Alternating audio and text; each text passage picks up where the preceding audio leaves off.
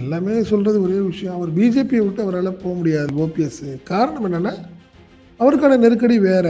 ஓபிஎஸ்ஸால எங்கேயும் முடியாதுன்னு தெரிஞ்சுக்கிட்டு தான் ஏறி அடிக்கிறாரு எடப்பாடி பழனிசாமி. "நீ என்னடா நீ தான் பெரிய ஆளாச்சே. நீ தான் முடிவு பேசி பாரேன். நீ முடிவு பண்ணி பாரேன்" அப்படிங்கிற ஒரு தைரியத்துல தான் இருக்காரு. பிஜேபியில சேர்ந்து சீட்டு கேட்க போறாரு. சீட்டு கண்டிப்பா பார்த்தீங்கன்னா, தென் மாவட்டங்கள்ல ஏதாவது ஒரு தொகுதி அவர் குடுப்பாங்க. அவர் நிக்க போறாரு. ஜெயிப்பாரா, தோப்பாரா அப்புறம். பட் அவருடைய ஒரு ஒன்லைன் அஜெண்டா என்ன? ஒரே ஒரு எதிரி எடப்பாடி தான். இப்போ நீங்க பிஜேபி கூட்டணியில் சேர்ந்து எடப்பாடி பழனிசாமி இருக்காரு. ஓபிஎஸ் பிஜேபியில சேர போறாரு. அவருக்கு ஒரு தொகுதி கொடுக்க போறாங்க. அந்த தொகுதியில எடப்பாடி பழனிசாமி பிரச்சாரம் பண்ண வர மாட்டாரா? என்ன செய்ய போறாரு? இன்ன வரைக்கும் போய் எடப்பாடி பழனிசாமியை தனியா போய் ராயபுரம் அலுவலகத்திலேயோ எடப்பாடி பழனிசாமியை இவர் போய் பார்க்கல. டிடிவி பார்க்கல. மற்ற எல்லாமே பார்த்துட்டாங்க. அன்புமணிலேருந்து எல்லாம் பார்த்துட்டாங்க. டிடிவி மட்டும் போய் பார்க்கவே இல்லையே எடப்பாடி பழனிசாமியை. அதுக்கு என்ன காரணம்? பலாப்பழத்துக்கு 3 லட்சம் பேர் ஓட்டு போட்டுருக்கானா, ஒத்துக்கணுமா இல்லையா? அது ஒரு கணிசமான வாக்கு, செல்வாக்குன்னு தானே அதை ஒத்துக்கணுமா இல்லையா? அதே மாதிரி தான் நான் சொல்றேன். இப்படி ஒரு உள்ள நபர் நம்ம கட்சியில் சேர்ற பிஜேபி வேண்டான்னு சொல்லுமான்னு கேட்குறேன். எப்படி வேண்டான்னு சொல்லும்? அது எடப்பாடி பழனிசாமி பேசிடுவாரா? சார் அவர் சேர்க்கக்கூடாது சார்னு சொல்ற அளவுக்கு அவருக்கு என்ன இருக்கு இவருக்கு ஸ்டஃப் இங்க? எப்ப என் கட்சியை பத்தி நீ ஏன் பேசுற? என் கட்சி ஏடிஎம்கேலேருந்து வரல, நீ நீக்கிட்டீல.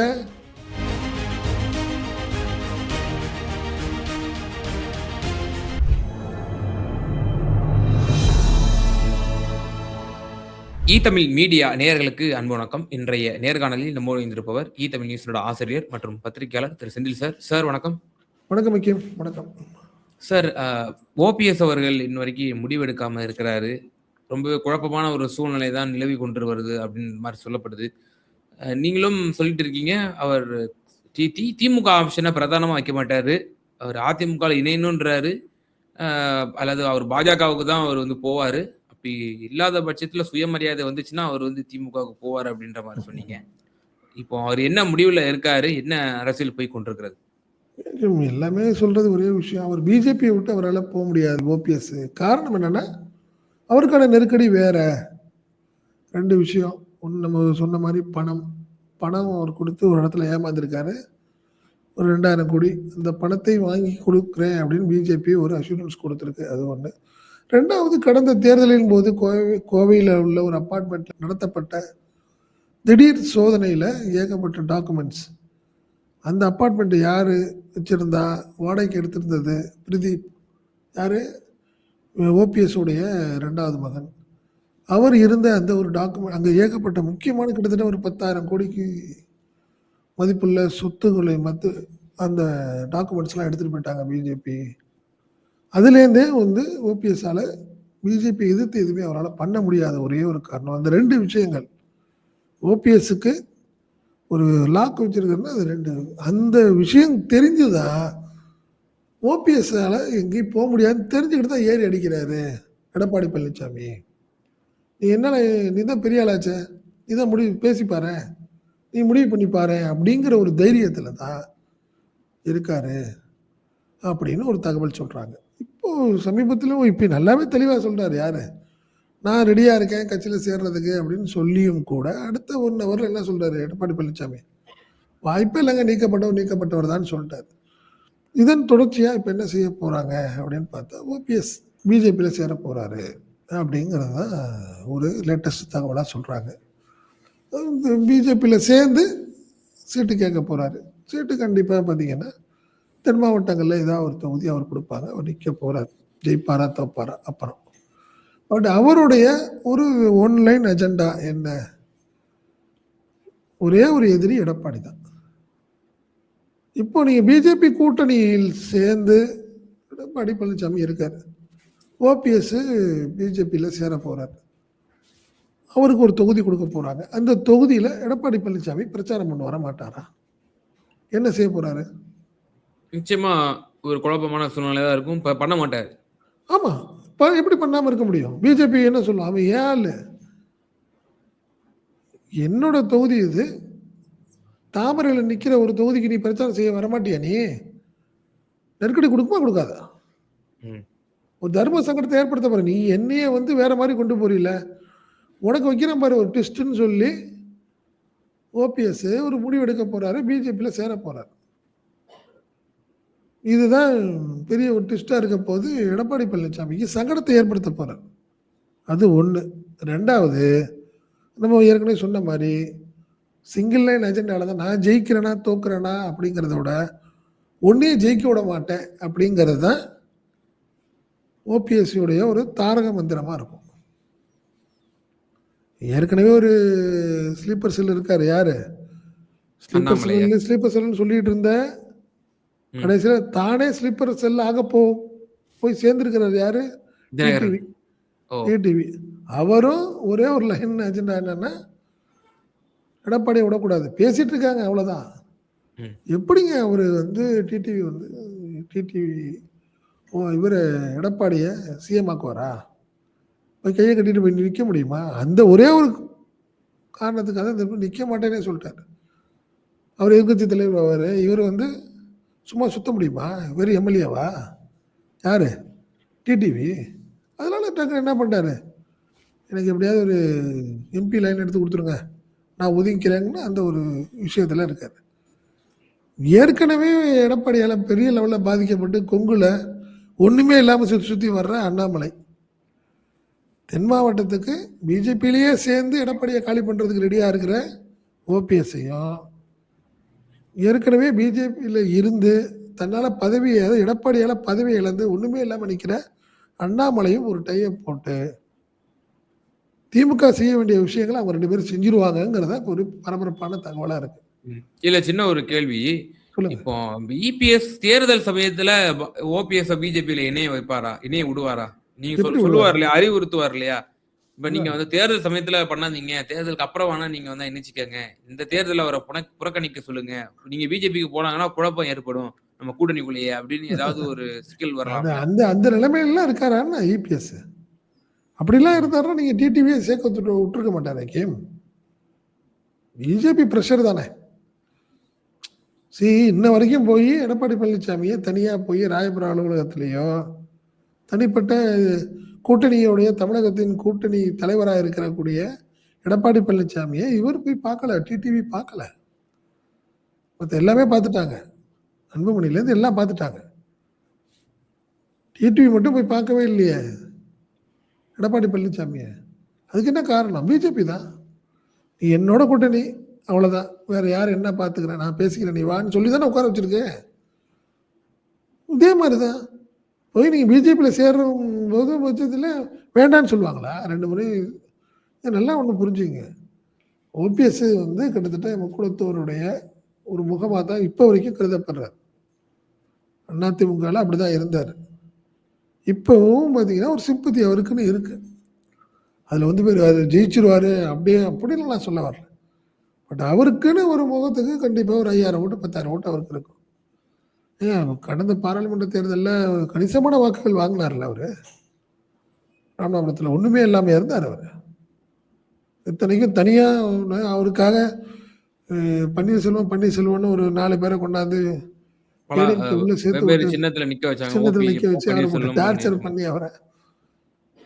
அதனால அவருக்கு சின்னம் கூட ஒரு ஒரு நல்ல சின்னம் கிடைக்க முடியாத ஒரு சூழ்நிலை ஏற்படுத்தினாங்க.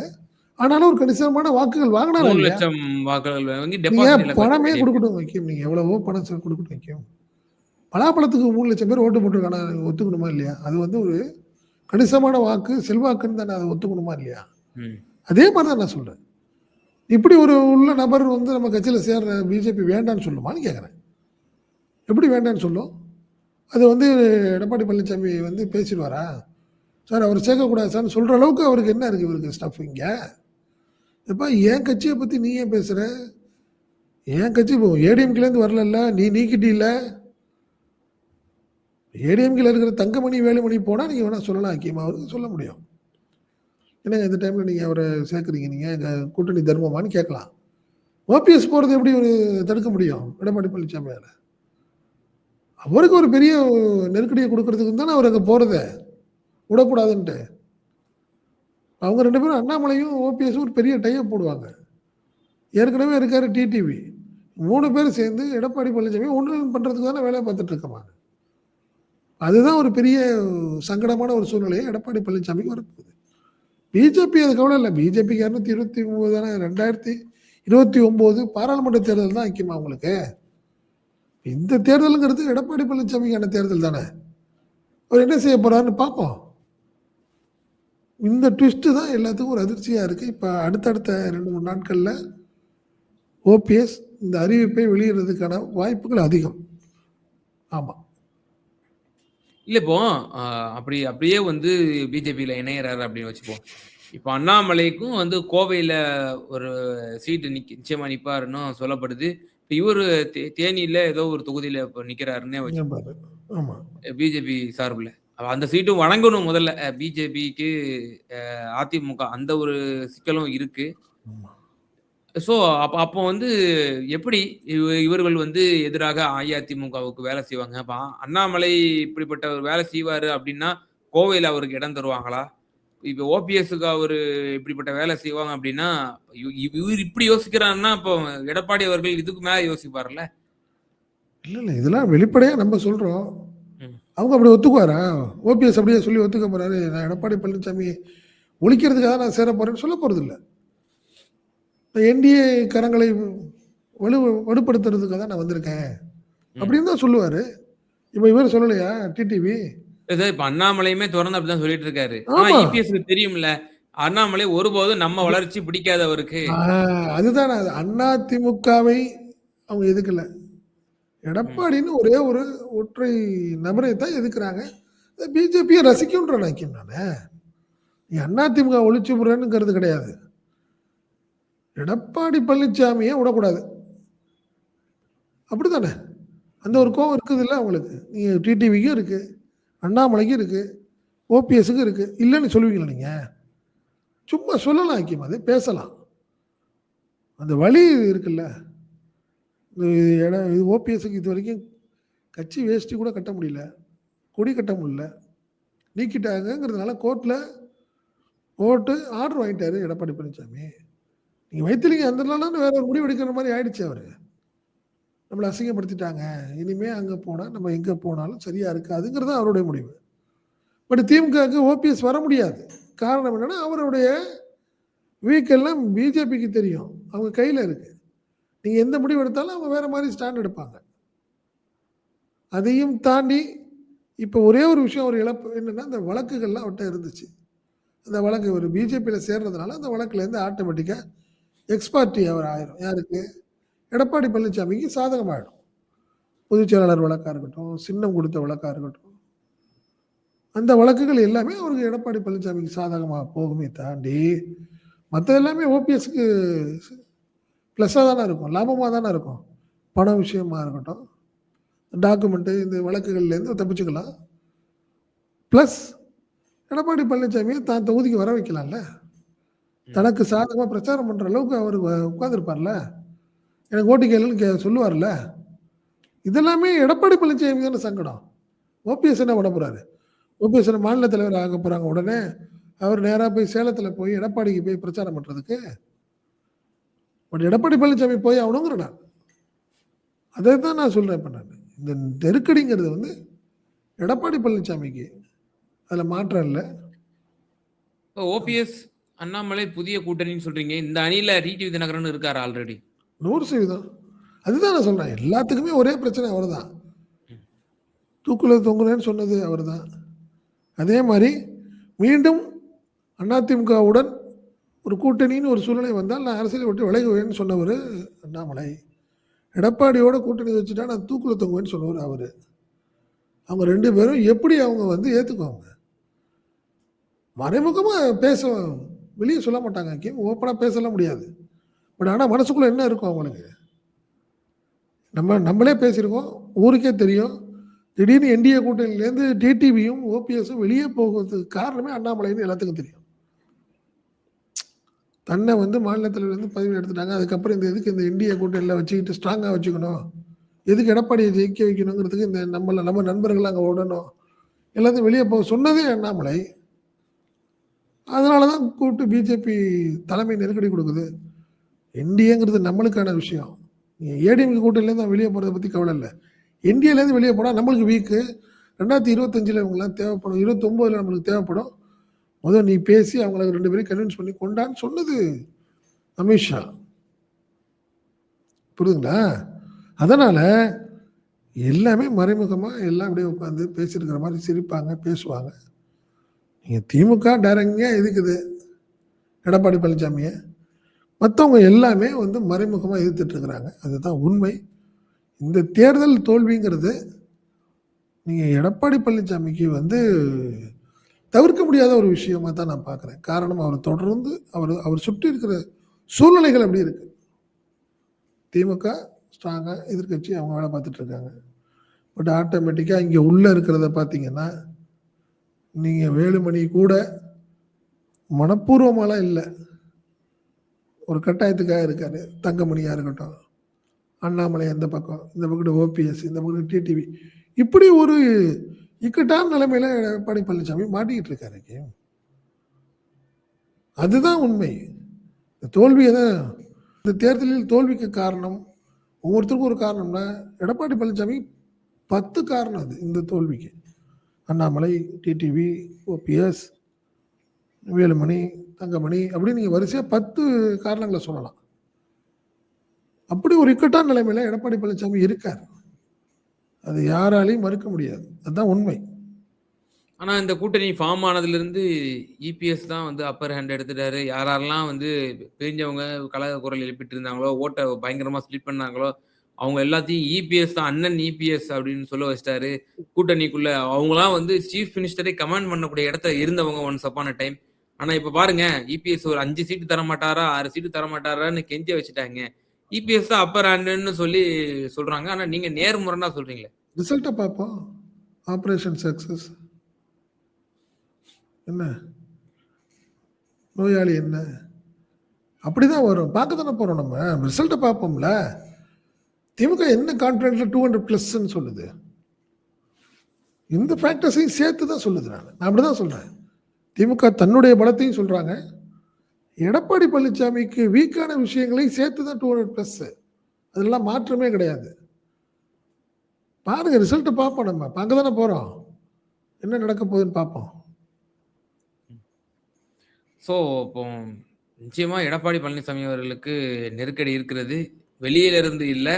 மாறாக அந்த தன்னோட கூட்டணி கட்சிகள் மற்றும் இருக்கக்கூடிய அடுத்த கட்ட தலைவர்கள் மத்தியில இருக்கு அப்படின்ற மாரி சொல்லியிருக்கீங்க சார். நிச்சயமா வரக்கூடிய சட்டமன்ற தேர்தல்ல பன்னீர்செல்வம் அவர்கள் பாஜகவில் இணையக்கூடும் என்றும், அதேபோல அவர் அ அவரும் அண்ணாமலை அவர்களும் சேர்ந்து எடப்பாடி பழனிசாமி அவர்களுக்கு வந்து தகுந்த பாடத்தை புகட்டுவார்கள். உள்ளடி வேலைகளை செய்வார்கள். அதிமுகவையும் எடப்பாடி பழனிசாமியும் தோல்வியடைதான் அவர்கள் வேலை செய்வார்கள் என்ற கருத்துப்பட சொல்லியிருக்கீங்க. ரொம்ப நன்றி உங்களுடைய நேரத்த. நன்றி.